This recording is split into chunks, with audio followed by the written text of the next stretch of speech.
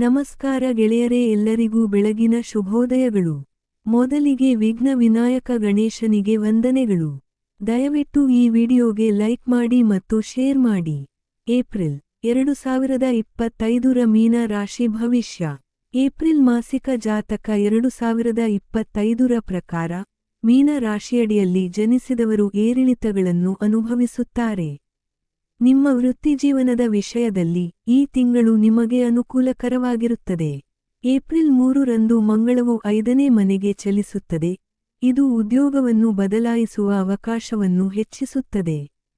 ವ್ಯಾಪಾರಸ್ಥರಿಗೆ 7ನೇ ಮನೆಯಲ್ಲಿ ಕೇತುವಿನ ಸ್ಥಾನ ಮತ್ತು ಈ ಮನೆಯ ಮೇಲೆ 5 ಗ್ರಹಗಳ ಪ್ರಭಾವದಿಂದಾಗಿ ವ್ಯಾಪಾರವು ಏರುಪೇರಾಗುತ್ತದೆ.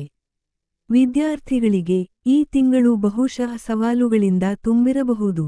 ಮಂಗಳವು ಇಲ್ಲಿ ದುರ್ಬಲಗೊಂಡ ಚಿಹ್ನೆಯಲ್ಲಿ ಇರುವುದರಿಂದ ಈ ತೊಂದರೆಗಳು ತೀವ್ರಗೊಳ್ಳಬಹುದು.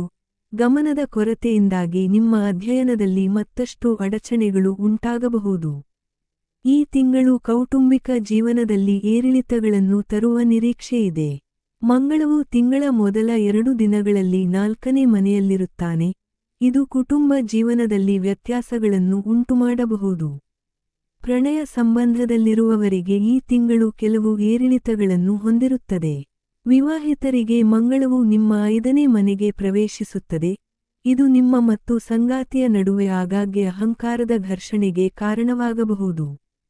ನಿಮ್ಮ ಆರ್ಥಿಕ ಸ್ಥಿತಿಯನ್ನು ಪರಿಗಣಿಸಿದರೆ ಈ ತಿಂಗಳು ನಿಮಗೆ ಉತ್ತಮವಾಗಿರಬಹುದು. ಈ ತಿಂಗಳಲ್ಲಿ ಆರೋಗ್ಯದಲ್ಲಿ ಗಮನಾರ್ಹ ಬದಲಾವಣೆಗಳಾಗಬಹುದು. ಜ್ವರ, ಕೀಲು ನೋವು, ದೇಹ ನೋವು, ತಲೆನೋವು ಮುಂತಾದ ಸಮಸ್ಯೆಗಳು ಕಾಡಬಹುದು. ಪರಿಹಾರ: ನಿಮ್ಮ ಆಳುವ ಗ್ರಹವಾದ ಗುರುವಿನ ಹಳದಿ ನೀಲಮಣಿಯ ರತ್ನವನ್ನು ನೀವು ಚಿನ್ನದ ಉಂಗುರದಲ್ಲಿ ಶುಕ್ಲ ಪಕ್ಷದ ಗುರುವಾರದಂದು ಮಧ್ಯಾಹ್ನ ನಿಮ್ಮ ತೋರು ಬೆರಳಿಗೆ ಧರಿಸಬೇಕು.